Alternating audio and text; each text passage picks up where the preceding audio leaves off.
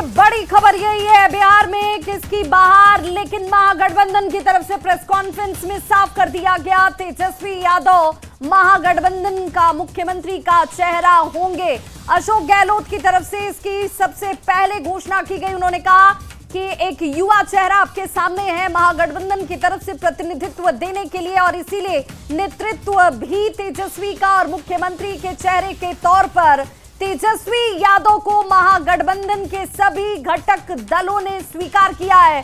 और अब उसी की चर्चा इस वक्त की जाती हुई, बिहार के लोग बदलाव चाहते हैं।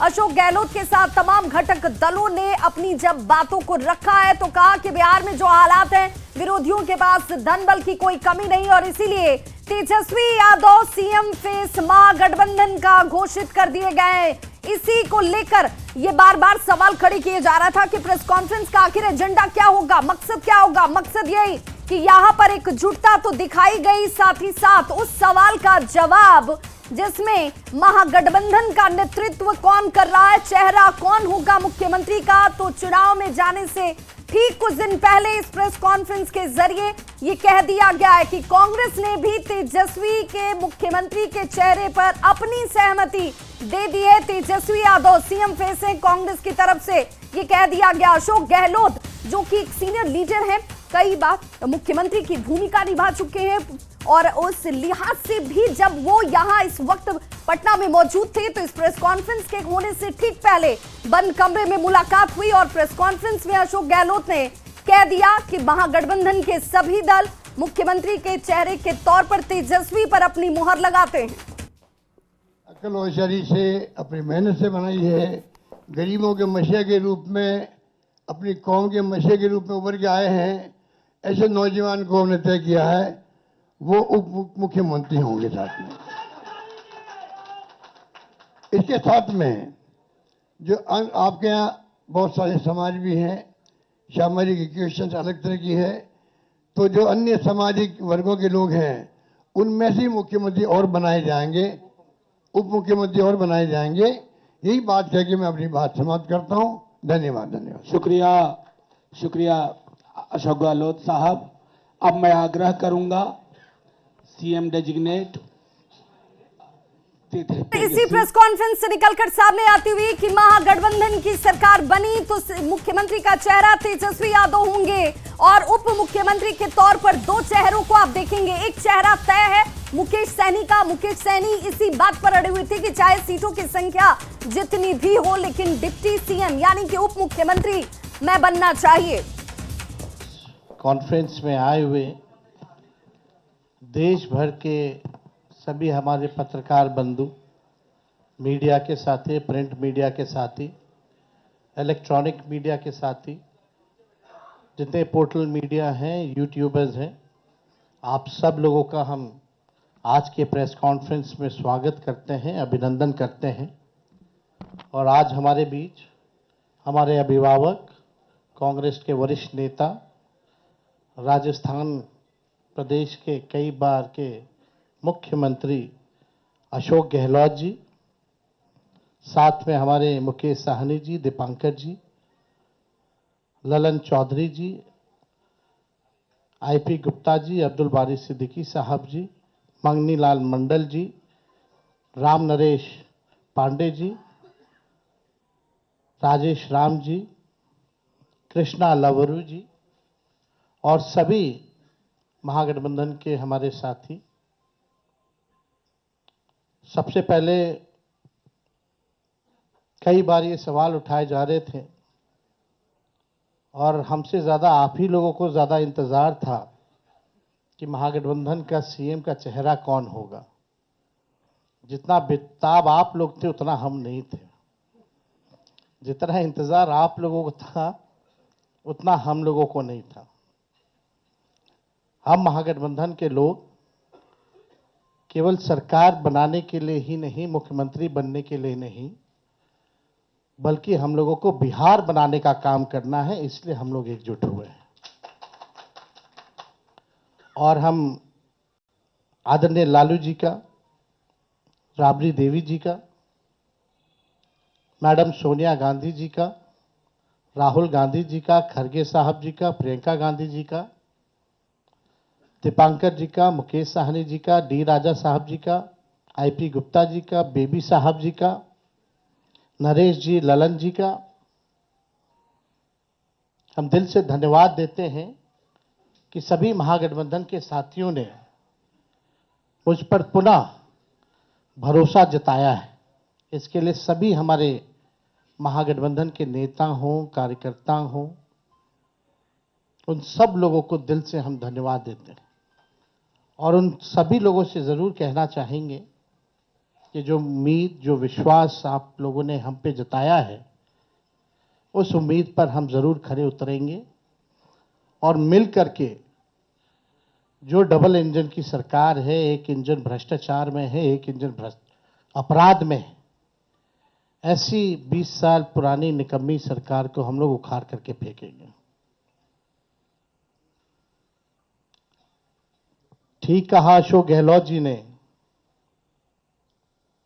कि भाई हमारा तो जॉइंट प्रेस कॉन्फ्रेंस भी हो गया, इससे पहले कई राउंड हम लोग साथ भी बैठे, लेकिन हम लोगों ने नीतीश जी के साथ जो है, जो अन्याय हो रहा है एनडीए में, एक बार भी कोई भी जॉइंट प्रेस कॉन्फ्रेंस जो है नहीं की गई है और ना ही ऑफिशियली रूप से मुख्यमंत्री का चेहरा घोषित किया गया है।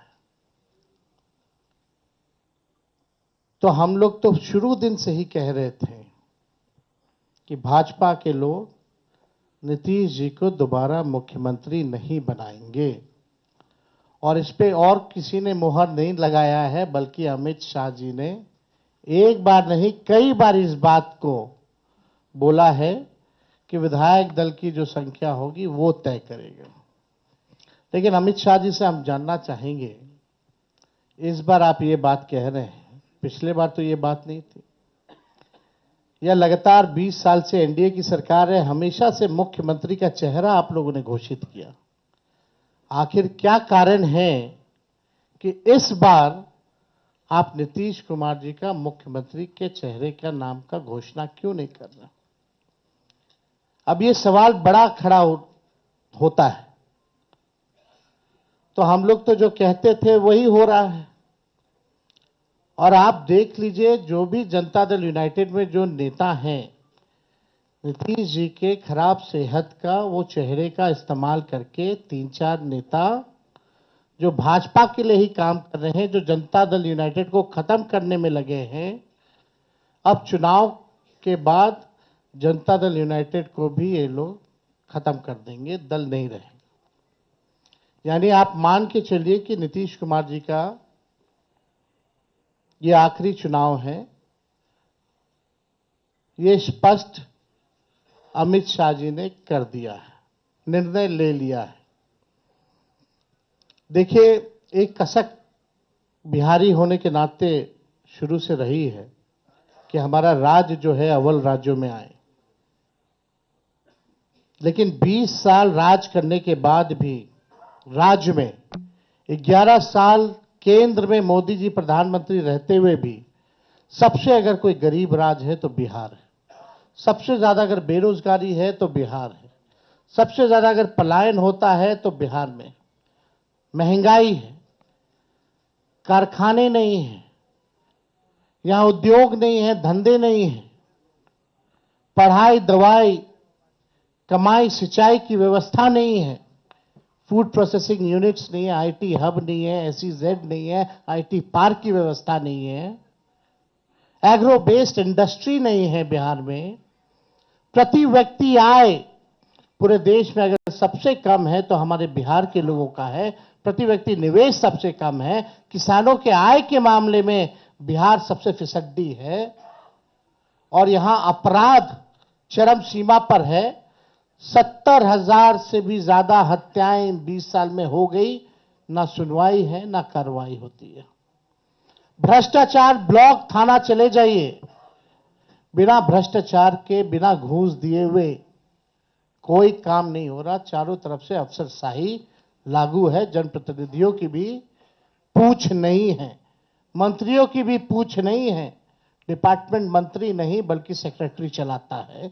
ये बिहार की सच्चाई है।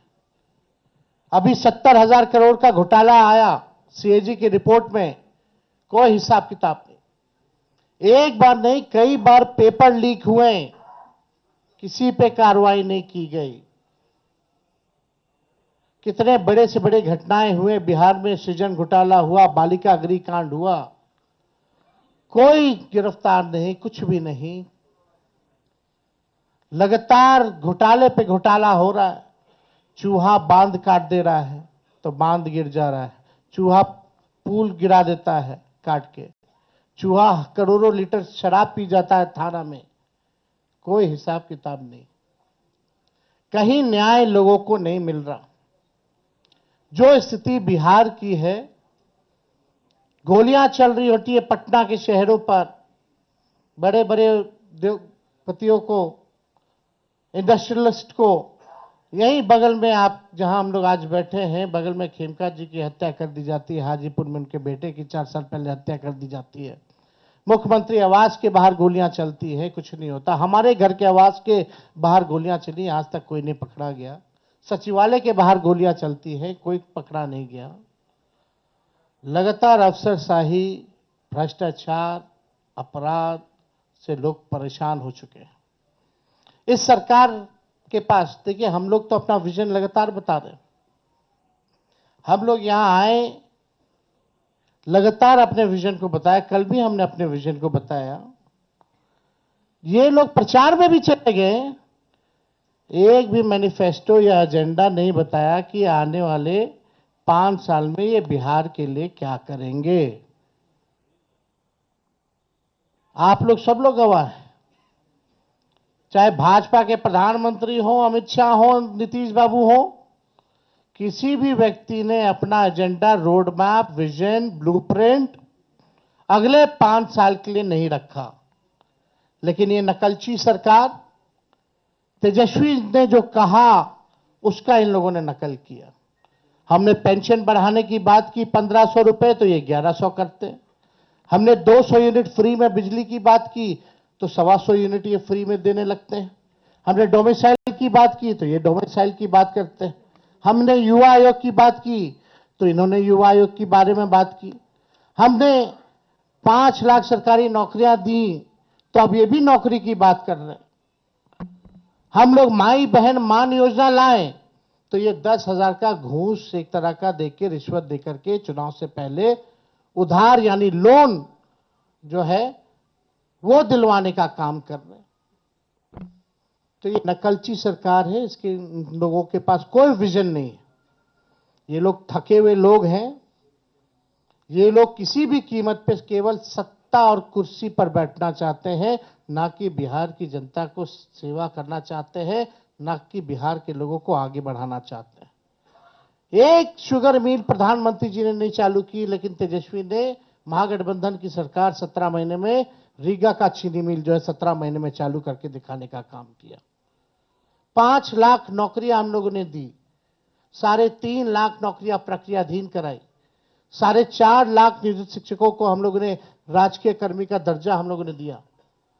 जाति आधारित गणना पहली बार कराया, किसी राज्य ने कराया। और आरक्षण की सीमा हम लोगों ने 65% हम लोगों ने बढ़ाया और 10% ईडब्ल्यूएस यानी 75%। और हम लोगों ने मांग भी की कि शेड्यूल 9 में डालो, लेकिन भाजपा के लोग, ये आरक्षण विरोधी पार्टी, इस आरक्षण को लागू नहीं होने दिया गया। हम लोगों ने स्पोर्ट्स पॉलिसी बनाई, आईटी पॉलिसी बनाई, टूरिज्म पॉलिसी बनाई। हम लोगों ने 700 डॉक्टरों को बर्खास्त किया जो बेईमान थे, जो जाते नहीं थे। रात भर हम लोग छापा मारते थे। कई काम जो हम लोगों ने 17 महीने में करके दिखाया, वो काम लोगों को दिखता है, भरोसा है। और हम बड़े विश्वास के साथ हम कहना चाहते हैं, और हमने पहले भी कहा है कि हमको 5 साल नहीं, केवल बिहार के लोगों अगर 20 महीने का मौका दें तो जो काम 20 सालों से इन लोगों ने नहीं किया है, तेजस्वी और हमारी सरकार बनेगी तो 20 महीने में उस काम को हम लोग पूरा करने का काम करेंगे। हम लोगों ने जनता के सामने प्रण लिया है, संकल्प लिया है कि ऐसा कोई परिवार नहीं, जिस परिवार के पास अगर सरकारी नौकरी है और जिन परिवार के पास सरकारी नौकरी नहीं है, उन परिवार को एक सरकारी नौकरी तेजस्वी देगा। तेजस्वी खुद बिहार सरकार नहीं चलाएगा, बल्कि पूरा बिहार मिलकर के बिहार सरकार चलाने का काम करेगा। तेजस्वी सीएम बनेगा, साथ में सभी बिहार के लोग सीएम बनेंगे, यानी चेंज मेकर बनेंगे। इस सरकार को उखाड़ के फेंकने का काम करेंगे। माई बहन मान योजना हम लोग लाएंगे, जो योजना महीने का 2,500 रुपया, साल का 30,000 रुपया और 5 साल का 1.5 लाख रुपया हम लोग जो है दिलाने का काम करेंगे। बिजली की बात की, गैस सिलेंडर जो है 500 रुपया किया जाएगा। और हमने कल 1-2 बड़े घोषणाएं की हैं और वो लागू होगा। जो जीविका दीदी हैं, जो सीएम दीदियां हैं, कम्युनिटी मोबिलाइजर्स हैं, उन सबको जो है हम लोग परमानेंट करके 30,000 रुपये प्रति माह उन लोगों के लिए किया जाएगा। और बाकी के जो दीदियां हैं, समूह हैं, जो सरकार दिन रात काम लेती है, उनको प्रति माह 2,000 रुपया हम लोग कराएंगे। और जो लोन लेती हैं, जो जीविका दीदियां, जो इंटरेस्ट होता है, उस इंटरेस्ट को हम लोग माफ करेंगे। और यही नहीं, 5 लाख रुपए का हम लोग बीमा जो है उन सभी दीदियों का हम लोग कराने का काम करेंगे। जो संविदा कर्मी हैं, बिना संविदा कर्मी के बिहार सरकार नहीं चल सकता।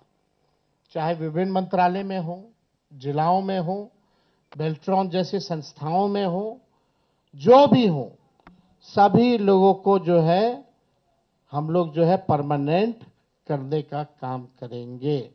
उन लोगों के साथ न्याय हमारी सरकार बनने के बाद हम लोग करेंगे। जो माहौल बनाया जा रहा है, यहां आकर के हम लोगों को गाली दिया जा रहा है एनडीए द्वारा, बड़े बड़े मुख्यमंत्री आ रहे हैं, केंद्र मंत्री आ रहे हैं, आरएसएस है, हर कोई लगा हुआ है, लेकिन किसी ने अपना विजन नहीं बताया। और आगे भी कुछ दिनों में हम सब लोग साथ बैठ करके क्या रोड मैप होगा बिहार का, क्या हमारा विजन होगा, क्या हमारा मिशन होगा, इसको आप लोगों के समक्ष हम लोग बताने का काम करेंगे। हम लोग नौजवान हैं, नए सोच के, हर जात हर धर्म के लोगों को, हर वर्ग के लोगों को हम साथ लेकर के चलना चाहते हैं। एक नया बिहार बनाना चाहते हैं। हम लोग चाहते हैं बिहार आगे बढ़े। हम लोगों के पास विजन है, रीजन है और अनडाइंग पैशन है बिहार को आगे बढ़ाने के लिए। लोग लगे, बीजेपी की ए टीम, बी टीम, तरह तरह का अलग अलग संस्था, ईडी, सीबीआई, इनकम टैक्स, पूरा मशीनरी उनका लगा हुआ है कि हम लोगों को तोड़ो, हम लोगों को बदनाम करो। माफ कीजिएगा, उसमें से कुछ बीजेपी माइंडसेट की मीडिया के लोग भी हैं।